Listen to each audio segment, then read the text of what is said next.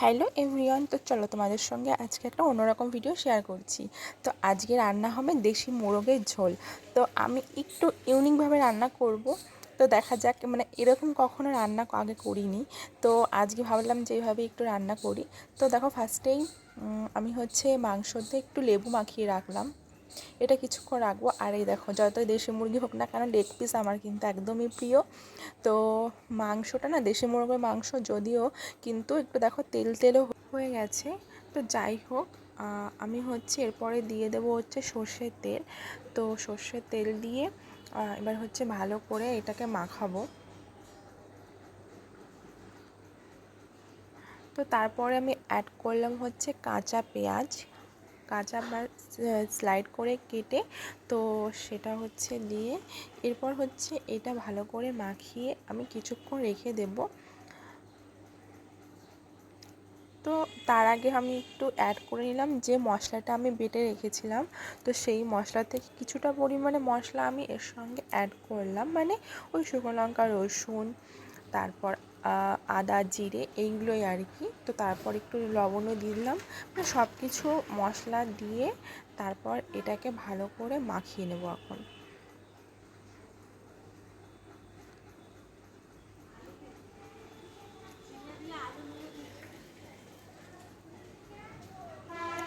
তো দেখো, আমি ভালো করে মাখিয়ে নিলাম। তো এইটা আমি কিন্তু 1 ঘন্টা মতো রেখে দেবো। এটা করলে মাংসটা বেশ খেতে না একটু বেশি মনে হয় টেস্ট হয়। আর মানে মশলাটাও আর কি ভালোভাবে ফ্লেভারটা পাওয়া যায় আর কি। তো এরপরে আমি প্রেসার কুকারে জল দিয়ে দিলাম। দেখো, আমার যেহেতু মাংস খুব বেশি পরিমাণে না, তো সেই পরিমাণ মতো জল অল্পই দিলাম। তো এর মধ্যে অ্যাড করলাম কিছুটা পরিমাণে হলুদ।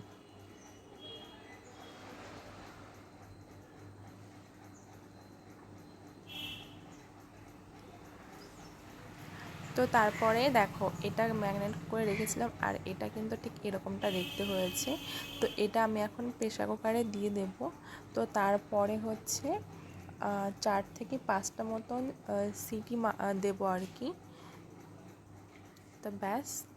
তো এইদিকে দেখো, এই মশলা পেঁয়াজ এগুলো রেখে দিয়েছি। তো তারপর এইদিকে আলুটা এখন ভেজে নিলাম।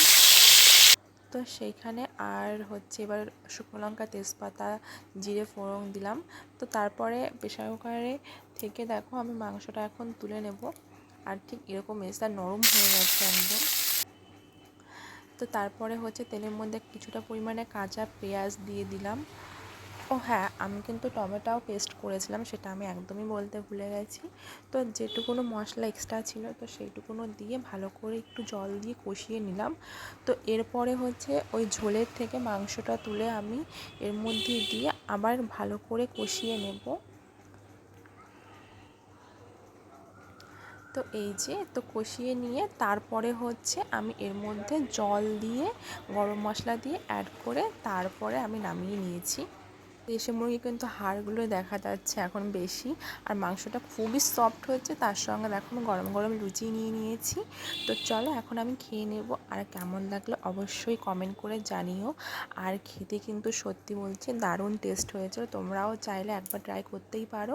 তো চলো, ভিডিওটা এখানে শেষ করছি। টাটা।